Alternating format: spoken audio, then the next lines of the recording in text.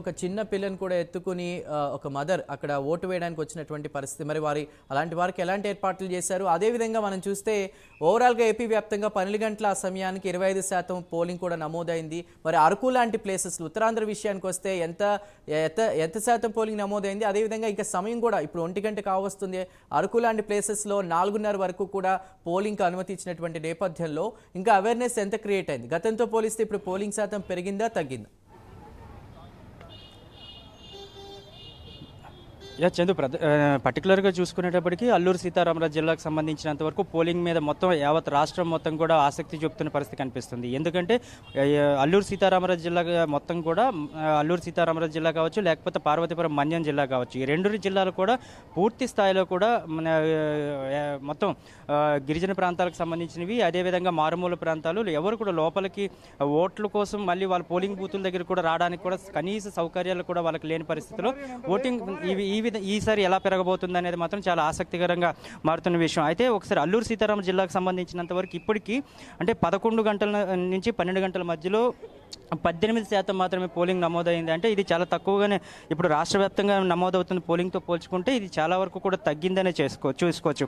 అయితే ఇక్కడ ఏవైతే పోలింగ్ కేంద్రాలు ఏర్పాటు చేశారో అక్కడ వెంటిలేషన్ సౌకర్యం కానీ, లేకపోతే అక్కడున్న పవర్ సప్లైకి సంబంధించి కూడా చాలా వరకు కూడా ఇబ్బందులు ఉన్నాయి. దానివల్లే ఈవీఎంఎల్ మిషన్లు కూడా మొరాయించడం, వీటన్నిటి నేపథ్యంలోనే పూర్తి స్థాయిలో అక్కడ 18% వరకు మాత్రమే పోలింగ్ నమోదయ్యింది అంటూ కూడా అక్కడున్న ఓటర్స్ అందరూ కూడా చెప్తున్న పరిస్థితి కనిపిస్తుంది. అదేవిధంగా పార్వతీపురం ఏదైతే మన్యం జిల్లా ఉందో, మన్యం జిల్లా కూడా సేమ్ అదే ప్రాబ్లం అక్కడ కూడా అవుతుంది. అక్కడ విద్యుత్ కోతలు ఒక విధంగా కూడా ఉన్నాయంటూ కూడా అక్కడ అసహనం వ్యక్తం చేస్తున్నారు. అదే దాంతోపాటే పోలింగ్ కేంద్రాల దగ్గరికి వెళ్ళేటప్పుడు ఏదైతే ఎలక్షన్ అధికారులు పూర్తి స్థాయిలో కూడా ఏదైతే ఏర్పాట్లు చేశామంటున్నారో అక్కడికి ఏర్పాట్లు కూడా చేయలేదన్నారు. ఎందుకంటే చాలా జిల్లా పార్వతీపురం మన్యం జిల్లా కావచ్చు, లేకపోతే అల్లూరు సీతారామరాజు జిల్లా కావచ్చు, మొత్తం రెండిట్లో కూడా పోలింగ్ బూతుల దగ్గరికి వెళ్ళాలంటే ట్రాన్స్పోర్ట్ చాలా ఇంపార్టెంట్. అటువంటి నేపథ్యంలో ఆ ట్రాన్స్పోర్ట్ను కూడా ఏర్పాటు చేయడంలో అధికారులు కాస్త నిర్లక్ష్యం వ్యవహరించారంటూ కూడా చెప్పుకుంటున్నారు. ఎందుకంటే స్థానికంగా ఉన్న వాళ్ళు అక్కడ వాళ్ళ ఊరు నుంచి పోలింగ్ బూత్ దగ్గరికి వెళ్ళాలంటే దాదాపుగా 6 నుంచి 7 కిలోమీటర్ల వరకు కూడా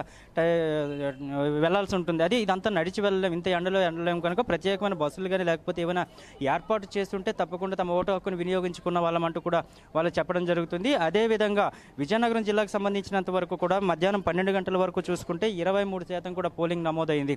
గతంతో పోల్చుకుంటే ఈసారి ఇదే సమయానికి గతంలో చూసుకుంటే 20% వరకు మాత్రమే నమోదవడం జరిగింది. కానీ ఈసారి చూసుకునేటప్పటికీ 23% కూడా నమోదైంది 12 గంటల వరకు వచ్చేటప్పటికి. అయితే కొత్త ఓటర్లు విజయనగరం కూడా మహిళా ఓటర్లు కావచ్చు, అదేవిధంగా యువత ఓటర్ కావచ్చు, వీళ్ళంతా కూడా ఓట్ బ్యాంక్ అయితే చాలా వరకు కూడా కొత్త ఓటర్లు యాడ్ అయ్యారు. కనుక ఈసారి పోలింగ్ కూడా గతం కంటే ఎక్కువగా నమోదవుతుంది అంటూ కూడా అధికారులు ఒక అంచనా వేసుకుంటున్న పరిస్థితి కనిపిస్తుంది. అయితే శ్రీకాకుళం జిల్లాకు వెళ్ళేటప్పటికీ శ్రీకాకుళం జిల్లాలో మొత్తం ఉమ్మడి శ్రీకాకుళం జిల్లాలో 10 కాన్స్టిట్యున్సీల్లో కూడా పోలింగ్ చాలా జోరుగానే కొనసాగుతుందని చెప్పుకోవచ్చు. అటు ఇచ్చాపురం నుంచి ఇటు రాజాం, పాలకొండతో పాటు మొత్తం రిమోట్ ఏరియాస్లో కూడా పోలింగ్ అదే విధంగా జరుగుతుంది. ఇప్పటి వరకు చూసుకుంటే 23.5% వరకు కూడా పోలింగ్ నమోదైన పరిస్థితి అయితే ఉంది. అయితే ఇదే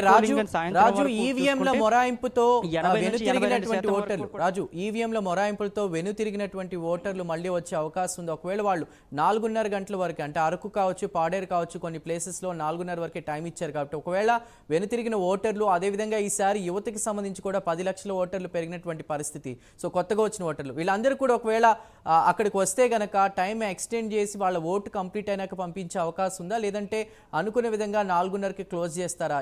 ఎలా ఉండబోతోంది? అధికారులు ఏమంటున్నారు?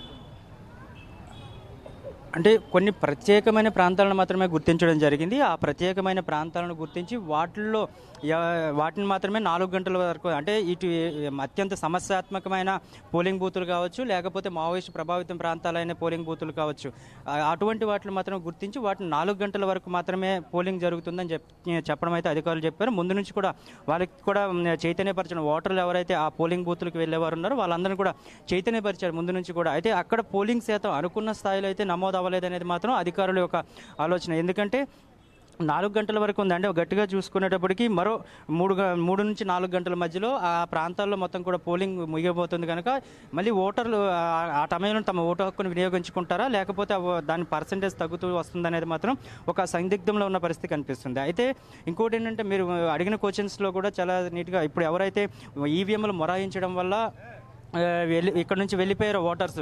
ఆ ఓటర్స్ తిరిగి వస్తారంటే అది మాత్రం చాలా కష్టంగానే చెప్పుకోవచ్చు. ఎందుకంటే పొద్దున్న 6 గంటలకి లైన్లోకి వచ్చిన తర్వాత వాళ్ళు 12 గంటల వరకు లైన్లో ఉండి ఓటు వేయడానికి ఇబ్బంది పడి తిరిగి ఇంటికి వెళ్ళిపోయారు కనుక ఈ నేపథ్యంలో తిరిగి మళ్ళీ వాళ్ళు వచ్చే అవకాశాలు అయితే చాలా తక్కువగానే ఉన్నాయని చెప్తున్నారు.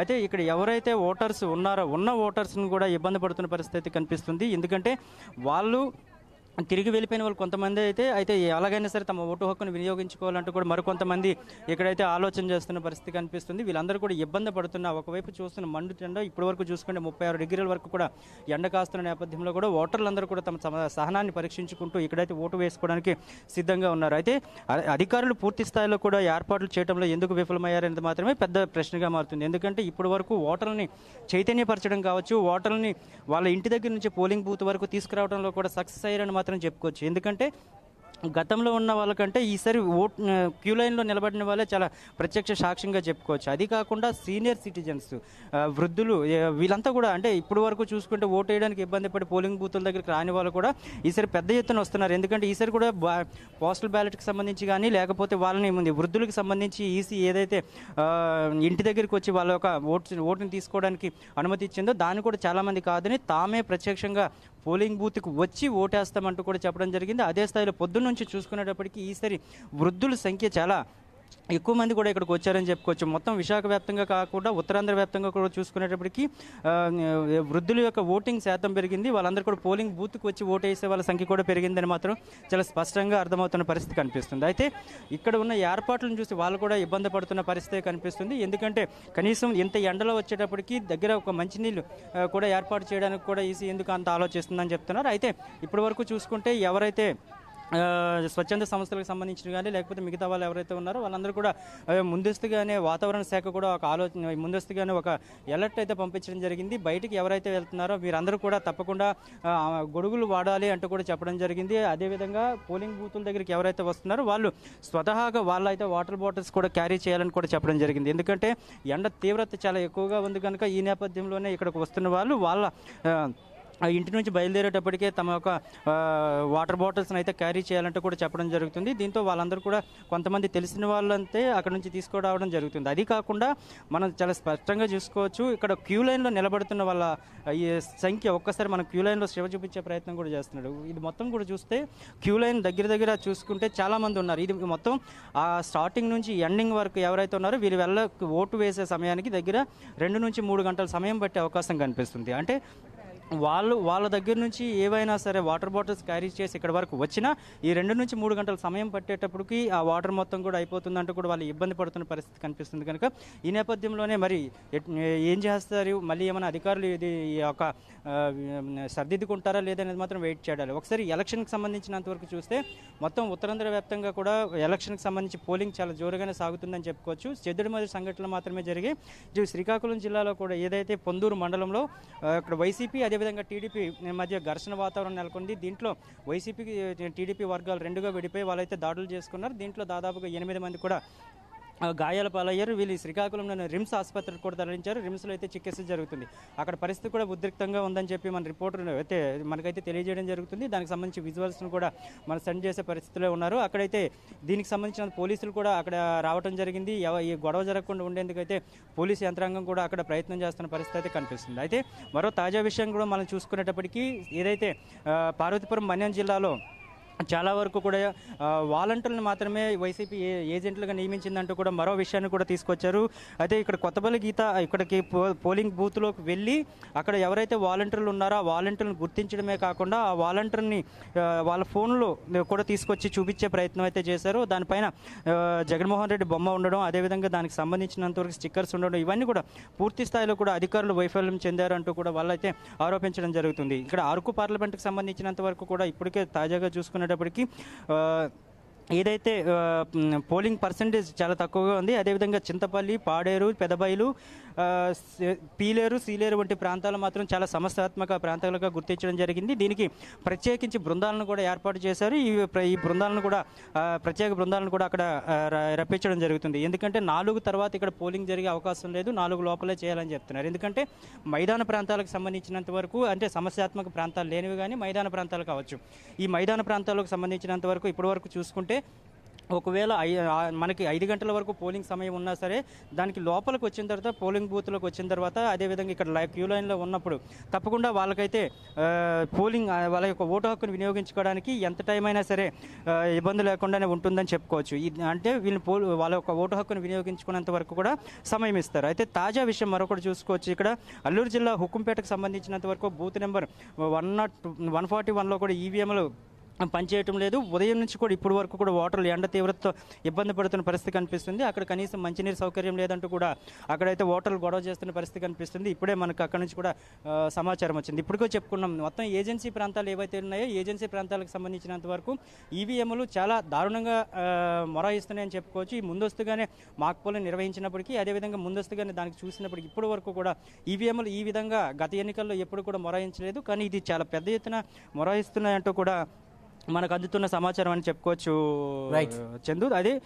అది కాకుండా ఎండ తీవ్రత ఒకవైపుగా ఉంది. అందుకోసం ఇటువంటి నేపథ్యంలోనే అధికారులు ఈవీఎంలు మొరాయించకుండా చూసుకోవాల్సిన బాధ్యత కానీ లేకపోతే వీళ్ళకి కనీస సౌకర్యాలని కల్పించాల్సిన బాధ్యత కానీ మొత్తం కూడా అధికారుల మీద ఉంది. కానీ అటువంటి ప్రయత్నం చేయకుండా కేవలం ఈ ఎండ వస్తే ఎండకి తగలకుండా కేవలం టెంట్లు వేసాం మాత్రమని అధికారులు చెప్పుకోవడం మాత్రం సబబు కాదు అని చెప్తున్నారు. మొత్తం ఉత్తరాంధ్ర వ్యాప్తంగా ఇప్పుడు వరకు ఉన్న దాంట్లో అయితే ఎవరైతే వైవి సుబ్బారెడ్డి రీజనల్ కోఆర్డినేటర్ ఈయనకైతే చేదు అనుభవం కూడా ఎదురైందని చెప్పుకోవచ్చు. దీంతో చెదురుమదురు గట్లని తప్పితే మొత్తం పూర్తి స్థాయిలో కూడా ఓటింగ్ అయితే ఇంకా కొనసాగుతుంది. ఓటర్లు కూడా తమ పట్టును వదలకుండా తప్పకుండా తమ ఓటు హక్కును వినియోగించుకుంటాము. ఎందుకంటే తమ ఓటు అనేది బ్రహ్మాస్త్రం, అటువంటి అస్త్రాన్ని వదులుకోవడానికి అయితే సిద్ధంగా లేమంటూ కూడా చెప్తున్న పరిస్థితి కనిపిస్తుంది. అయితే అధికారులు వీళ్ళు చైతన్యం తెప్పించారా లేకపోతే ఓటు పరంగా ఎవరికి వాళ్ళు చైతన్యపరుచుకుంటూ వాళ్ళ చైతన్యం కలిగిన తర్వాత వీళ్ళంతా కూడా ఓట్లు వేస్తున్నారు. చాలా ఆశ్చర్యానికి గురి చేసిన విషయం. మొత్తానికి ఏదైనా సరే ఓటింగ్ శాతం మాత్రం గతం కంటే ఇప్పుడు పెరుగుతుంది అనేది మాత్రం ఒక అంచనాకు వస్తున్న పరిస్థితి కనిపిస్తుంది. Right Raju, thank you for the updates.